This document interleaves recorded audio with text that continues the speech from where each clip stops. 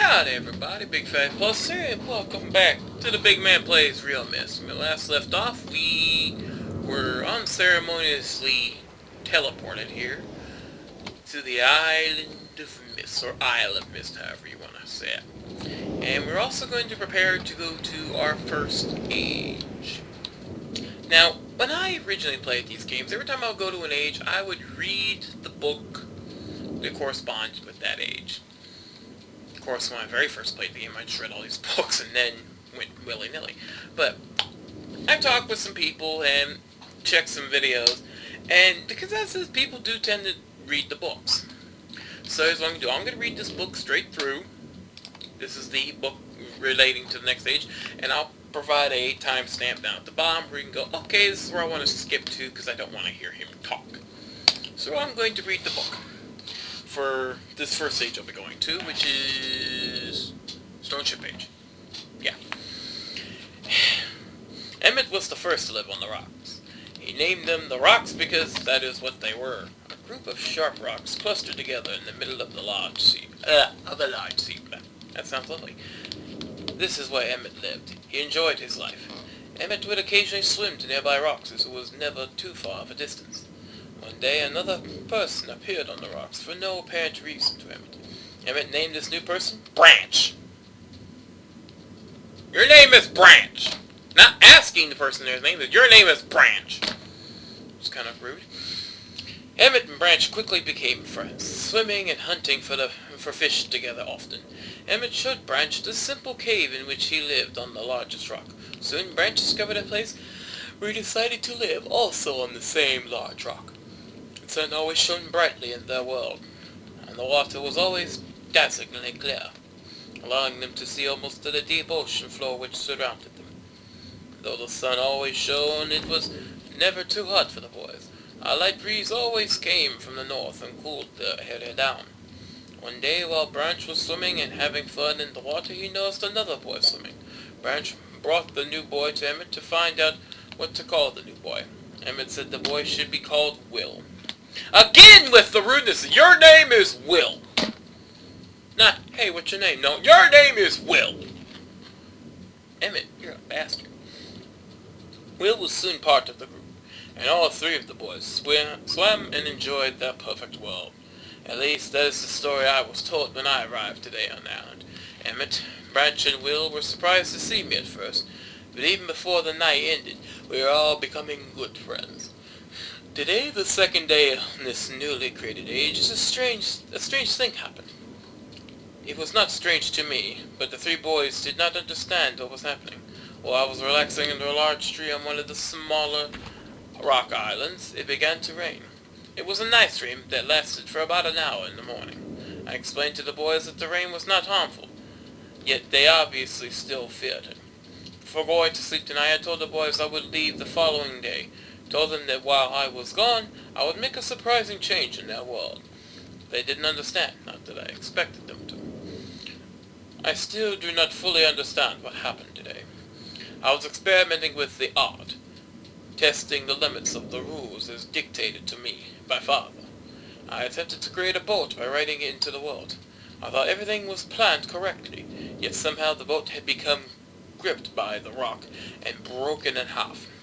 Although this test did not turn out as I had hoped, I now have answers to a few of the questions my father never answered.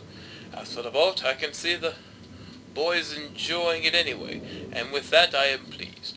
They have played on it all day. Even though the boat cannot move, I have enjoyed studying from it. It is a much sturdier platform than the jagged rocks. In the course of my observations, I have learned some very interesting things regarding the solar system of this age. The nights are absolutely beautiful here. I have made note of and named a number of the constellations that pass above me. Also during the night I catch glimmers of light from the horizon which I have not been able to discover if it is created by some natural phenomenon or by additional people on far-off islands or rocks. I should very much like to discover which. I rather suspect it is additional people, which would explain the appearance of Branch and Will. The rain today was slightly heavier than usual. Just when the boys were getting used to the light rains, a small storm arrived. They were frightened of the heavier rain, not to mention the thunder and lightning. If rain has never fallen here until recently, as the boys tell me, I would like to discover why it is falling now. Regardless, I have decided to return home for a short while. I've also been thinking of some plans for a lighthouse that I hope to construct soon.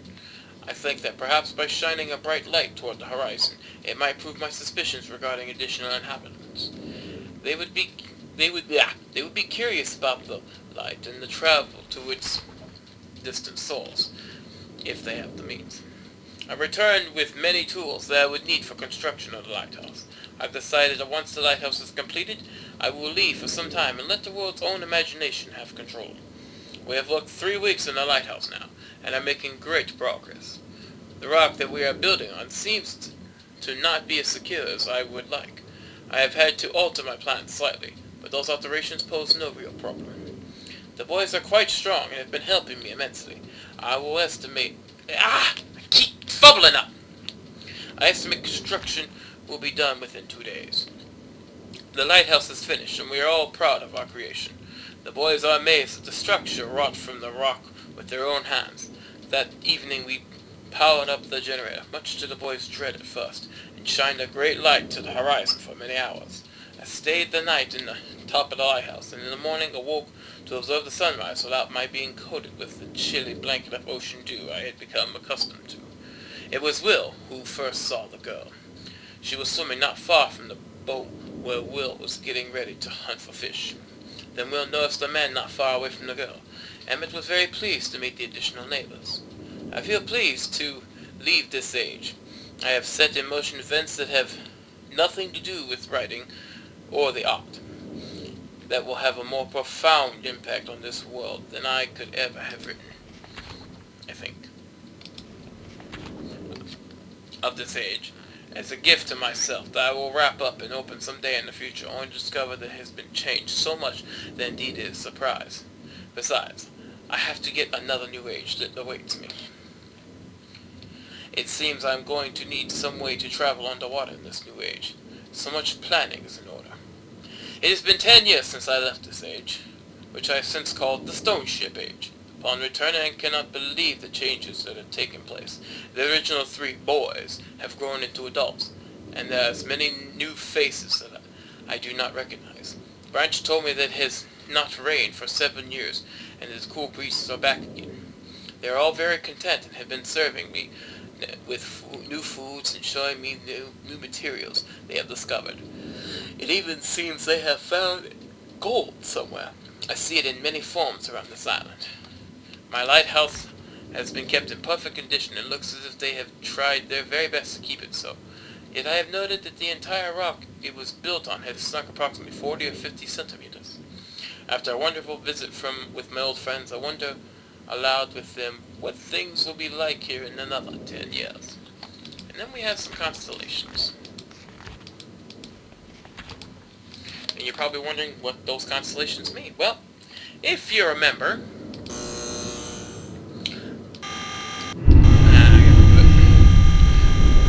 I took this tower rotation and aimed it at the boat.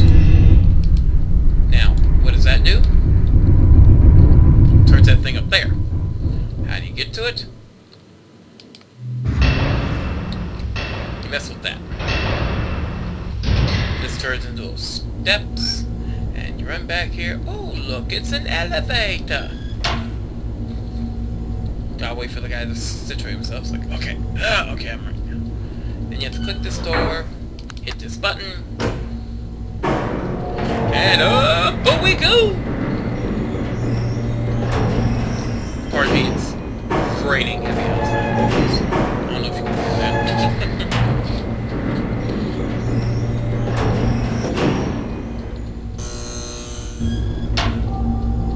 And here we are inside the lighthouse. Observatory, whatever. And if you notice, that book is corresponding to this, which is pointing to the sunken ship, which we need to deal with. Now, remember when Atra said we had, when you're trying to figure out the keys, you have to remember the tower rotation? Well, It's a key. But you can't grab it because it's actually just a sign that actually points to the true key, which is dates, which I will write down post haste. Let's see, we got October 11th, 1984, 10:04 a.m. Then we got January, so January 17, 12:07, 5:46 a.m. And then November 23rd, 9791. That's a hell of a year. 6:57 p.m. Now it's very important that you make sure you write those down properly. And I'm writing down because my memory, while I know this game like the back of my hand, I don't know the finer points like the dates and such. So I gotta write those down. So now we gotta go back into our elevator.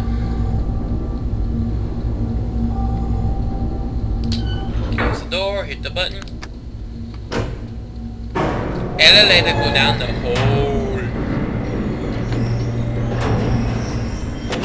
And then turns. And then goes down the hole some more. I think he could have just decided to go straight up instead of having to turn. I guess he didn't think of that. But now we're back here. We have to mess with this here to open this door. Now, what are we going to do with these dates? Well, we come over here to the whatever those places called that you go and planetariums there. Good, there we go. Now, whoops. Now we can't do anything right now. Actually, yes we can. See, this thing here tells you what the stars look like at a certain date. So if we say June 24th, 2019, I didn't hit a damn thing. So we say June 24th, 2019 at 6:13 a.m. and hit this button. It'll show us the stars.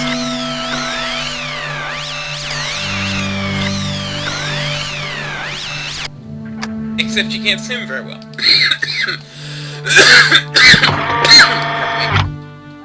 And you're probably wondering why. Well, let's say planetariums always have to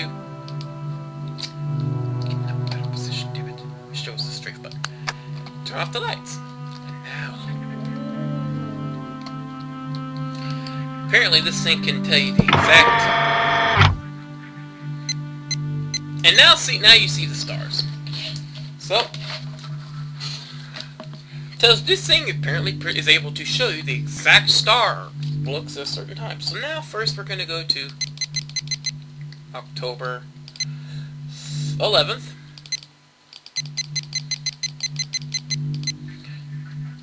(1984), 2 years after my birth.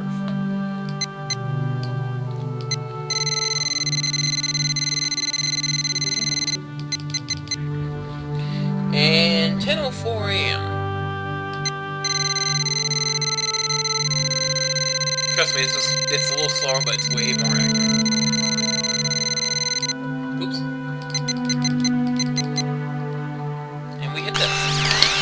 Now. Simply wait for it to show stars. And boom. Yes, shut up, I know it.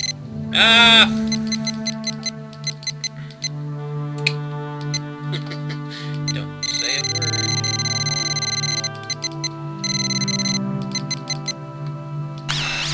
And everything else had the time, right? But there's the stars. Now, you gotta actually draw this out, because if you don't, you're not gonna be able to figure it out. So just basically just two little dots there. Try and get it close, but make sure, the one most important thing is make sure when you're copying this picture down, make sure those are the heavier dots. Otherwise, you're not going to be able to find what you need to find. Next one is January 17th. 1207. It's the Dark Ages, I think. I have no idea.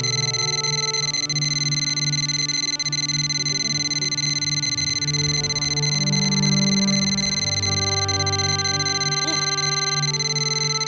Real heavy. So I'm only doing this video today. 1207, 1207, come on. 1207.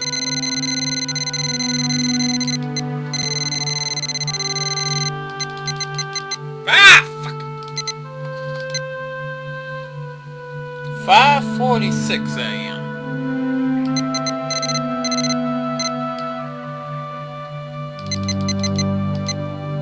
Get the button here. January 17th. 5:46 gets us. Drum roll. Crappy drum roll. Gets us that.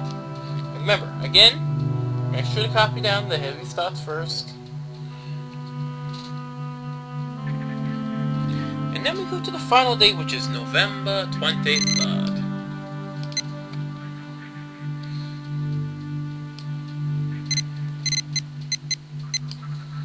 $97.91. I swear to God.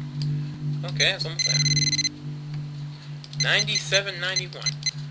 Oh, well, I would love to see what that year would be like. Probably the planet would be here. 6:57 p.m. Double check it. November 23rd, 97.91, 6:57 p.m. Hit that button,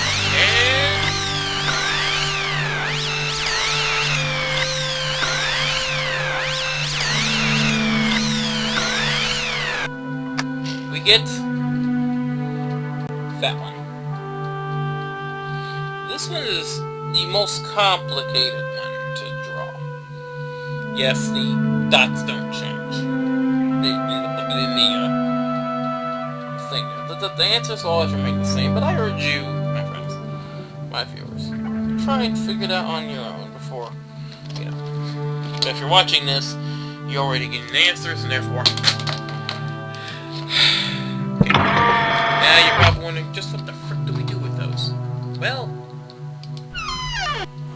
we can leave that because the door will close on its own. Automatic.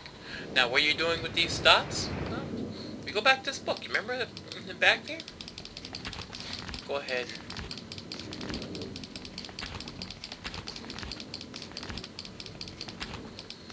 Right here. So let's see. The first one is, of course, the leaf.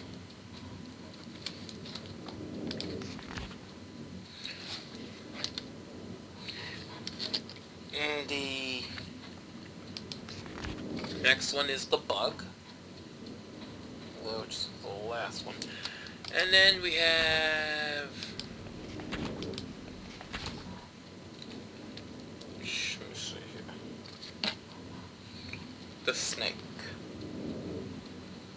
I messed this one up. I had to actually... I actually messed that one drawing up a bit there. But thankfully, that there helped me. As long as you get the main identifying points of the drawing, you're fine. Now, what do we do with these? Well, you see these little boxes right here? You have to turn these on. Well, first of all, we have to find the leaf.